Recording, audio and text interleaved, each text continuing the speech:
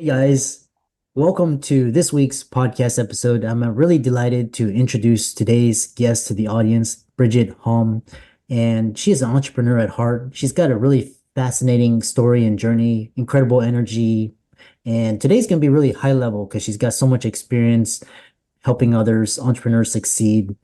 And so we're going to leave the audience inspired. We're going to talk about self-sabotage, deservability, authentic relationships, and I'm really happy to welcome Bridget to the show. Welcome, Bridget. Thanks, Christopher. Yeah, I'm grateful to be here. We have so many things to share with those entrepreneurs, executives. We're all leaders in some way in our lives and our businesses. So very excited to be here with you. Yeah, and I know you're a business life coach, you're a motivational speaker, you share what you know to the masses, and you've also got a lot of different programs where you can help clients and start talking about how you got started. I know you were in the corporate world and you jumped into entrepreneurship, and navigate that transition. Well, it was during the reinvention evolution of 2020, right? That's what I call it these days. Actually, I was on my way to getting Zoom divorced and moved out of my big, beautiful home. Hmm. Virtual school became a reality for my three young boys that I lovingly call my savages. And if anyone who has boys, you know what I mean. And my job in the seniors industry disappeared for senior citizen safety. It was a nightmare then for senior citizens. Mm. And well, Bridge to Freedom coaching was just a side hustle at the time. I had three clients, Uh-huh. and I got a random Zoom business networking link. I didn't even know these people. I didn't know what a Zoom was. Like, you knew what a Zoom was. We're meeting over Zoom. And I showed up and I said, Bridget Hom here with Bridge to Freedom Coaching. Are you ready to level up? And I was grateful to partner with six clients within 6 weeks. And my programs were born. My best-selling book stuck on Ready. And I got to a six-figure plus income in 1 year. And here we are today. Wow. Yeah, I remember those days, March 2020, man, that was like scary. I thought September 2008 was scary. Man, March 2020, man, that would just blew everything, just how unstable things are.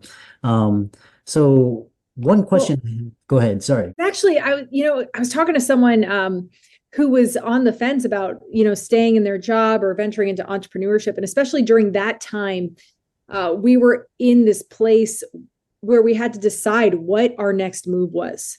And so I found that many people took it as a huge opportunity to make massive shifts in their companies, into entrepreneurship, in their personal lives. I saw it was actually really much a reinvention evolution. And actually, it's almost like a permission vacation because everything's shut down, and so you don't really have much to do except to, explore new things and really take a new uh, assessment of life and what you want to do. And so, in a lot of ways, it was good, and in a lot of ways, it was bad as well. So, I would actually say it helped people step out of the noise in their lives.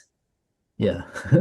It helped people, situations, moments of contrast. Like, we don't have to go into all of it, but just in general, right now, today, moments of contrast give us the opportunity to step out of the noise of our everyday life, everyday living, the never ending to do list, and really pause with a purpose and say, do I like where my trajectory is headed?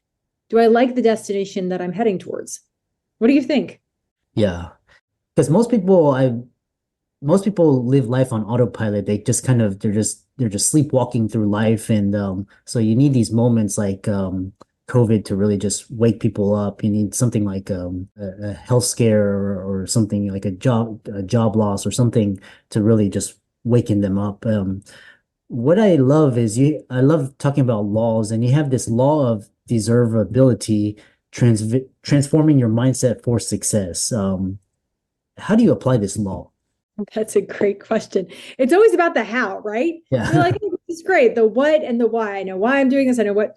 So, the law of deservability, you really want to look at what deservability means. And the law of deservability states that we create our reality, our relationships, and our business, not based on what we desire, but what we believe we deserve.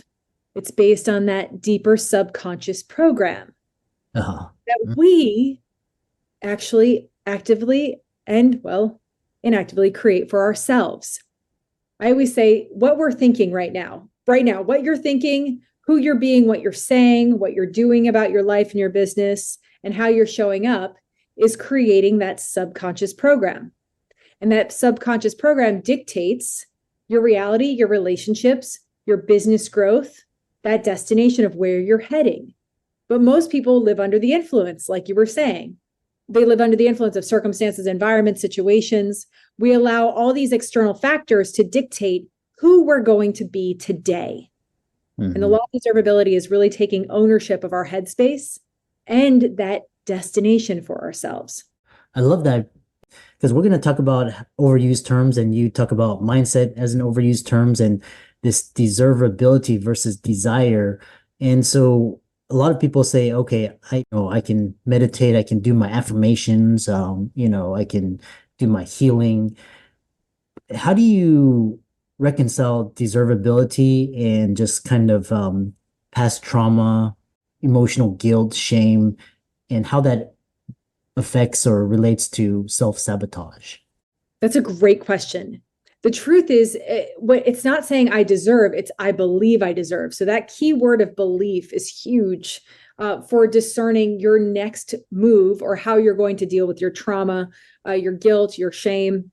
I say how to hire and fire the right mental team or break up with that mental team, whatever you prefer. Yeah. But it's acknowledging that this was a program, a subconscious program created by circumstances, environments, past relationships, opinions, objections, anything that you've dealt with the world around you, mm-hmm. and seeing how we've allowed those things mm-hmm. to dictate who we are. Really staring those moments in the face and saying, was that me?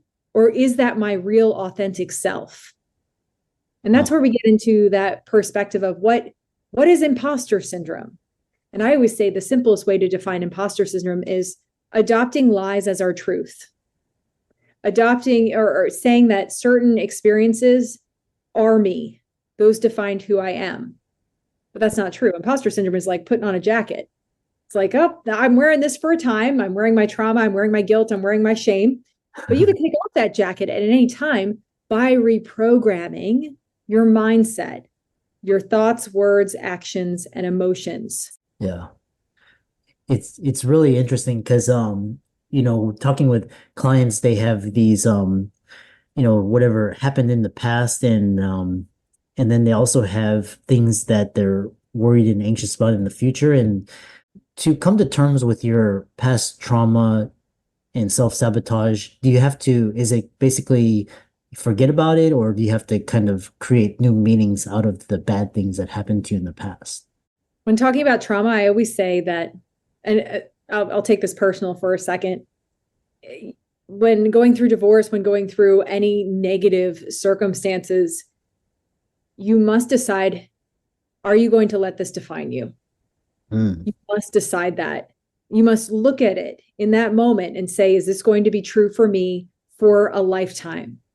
But where we get into the place where that trauma or that situation is useful. I was talking to someone in networking today, a woman who went through a massive amount of trauma, and now she's an inspirational speaker talking about her plight over in the Middle East and how she was in this prison camp and how she escaped, but now her mindset is totally different. And she helps others to escape their prisons, which are in their minds today in company culture and corporate America.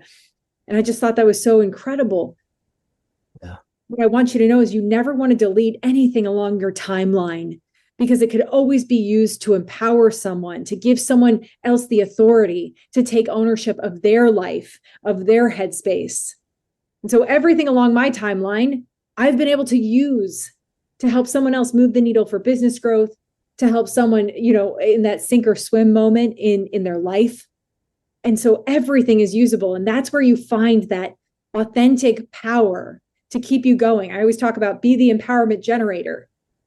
And so that's what I would say to anyone who's struggling with trauma or guilt or shame. Look at how you can harness that energy to help someone else to heal or work through it in some way.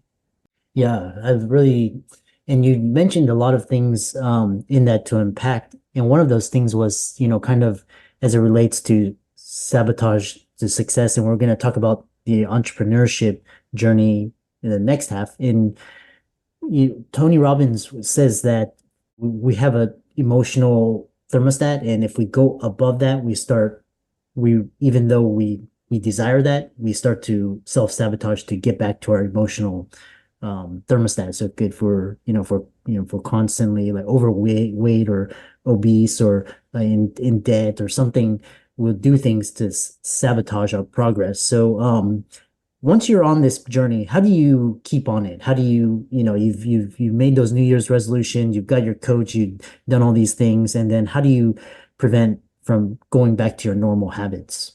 What a great question. And speaking of Tony Robbins, I was watching him do an example with a client of his, and he told the client, focus on the color red. Now look around the room. What is red around the room?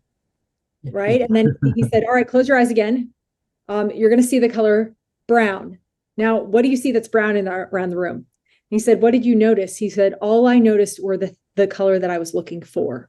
Yeah. And so that's what it takes. You have to start to hone in and laser focus on what you see success as inevitable in your life. If you're going to be an entrepreneur and you want to be known for one thing, whatever that looks like, marketing, sales, mindset, sports, whatever it is, medicine, etc. What do you want to be known for? You want to focus on that. And like Elon Musk's girlfriend, I saw this on a TikTok, said that something that I admire about Elon was that let me see if I say this correctly, that his no's honor his yeses. He says no to everything that is not in alignment with his yes. So what is the yes you want to say to yourself today for personal growth? What is the yes you want to say to yourself today for business success, for monetizing, for healing, whatever that looks like? Make your no's honor your yeses. I really love that. And the more I study entrepreneurs, I did see that TikTok video. It's really fascinating. And the more, like, for example, Bezos and Musk and Zuckerberg, Gates, all these guys, they say no to almost 99.9% of things, and then they focus on that 0.1% that they can. And the more successful they are, the more you have to say no, and the more you have to focus. And, even I did an experiment where I was like just looking at, an outcome or a situation, and, they had the good and the bad, and how people tend to focus on the negative as opposed to the positive, and the outcome. So it's really interesting in retraining your mind and your brain. So kind of onto entrepreneurship is this, we talked about mindset, and one thing is talking about is, you're a life coach, and what do you find that most people struggle with, and what is one solution that you could share based on that problem? What I find that most entrepreneurs and coaches struggle with, and leaders in general, if you're a leader listening and you have a team, the number one thing that most people struggle with is gaining that self-awareness, giving themselves the time and the space to become self-aware so that they can get to self-direction. And then that next level of manifestation, reprogramming constantly and consistently. So the one thing I always say, take a moment in the morning to brain dump, set a 2-minute timer, write your headspace out on paper, and see how you are going to show up for the rest of the day. Mm-hmm. Mm-hmm. Most people just are human doings. And the truth is, if you want to be a great human being and doing better, you start with a self-awareness exercise. There are many of them out there, right? You and I do them as well. So to get to self-direction, who will I show up as today? How do I show up authentically? And I always say, make your number one goal to show up well and authentically. Your number two goal is to empower the person in front of you, no matter what. So how do you want people to perceive you? And what do you want people to gain from their interaction with you today? And then we're all going to become empowerment generators, just getting people to more and better every day. And so when you have that focus, since the brain can only focus on one thing at a time, it changes your everything, the culture around you. All of your interactions become an event and something that's empowering. I really love the intentionality that you have behind directing your focus. And it's all about how you direct your focus and just how you see problems. And for a lot of the audience out there, I know I struggle with this, is just letting go, just kind of, I've actually done experiments where I just like so hard to let go of something. And but then if you do let it go, you'll see like massive results. So how do you let go in this realm when you talked about, brain dump and kind of intentionally directing your focus towards what you want to become? How do you let go? I know it sounds easy, but it's like one of the hardest things. It is, because the subconscious mind needs to have a program functioning all the time. And so if you're selling your mind on, okay, I don't have anything new today, I'm just going to do what I've done in the past. I'm just going to, go with the flow, go through the motions. Your subconscious mind will keep that negative program running of not letting go of the past, or a resentment, right? Resentments typically are the things that hold us back. The fastest, most simplest way to get through the process of letting go is writing, and writing down what you don't want to let go, and asking yourself, is this true for me or about me? Because Mm, typically we're saying that this is true for me or about me. There's some element that's true, but there's also an element that's a lie. And so uh-huh. you have to be able to put things in a context of what is true and what is a lie about you and about your experiences. So if Mhm. you sit and put a pen to paper, you'll notice what is a lie and what is the truth about you. And you'll start to sell yourself. We talk about sales a lot. Sell yourself on seeing that problem or what you don't want to let go of in a whole new light. And Mhm. you'll start to develop a different process to address it. Yeah. Wow, that's fascinating. I love that. What is it true? I think there was that one book is talking about doing the work is this true or is it not true? And just kind of questioning your thoughts and is this true or not true? And then most of the time it's your perception and it's not really true. It's just, your kind of subconscious programming. Um I really am really deeply fascinated by this discussion. I know we're kind of coming to the end, but talk about how your business helps. I know because you coach, you do speaking. You've also got a 90-day Find Your Freedom program and also an 8-week program as well. So kind of talk about your company, your business, and how you help others and how can people reach you. Leaders and realtors, loan originators, doctors, all of the people who fall under that business mindset. They need to avoid burnout. They need to continue to focus on personal development. I believe that they deserve a program that helps them to understand, how do I stay laser focused? How do I keep my eye on the ball of what I want my life and my business to look like?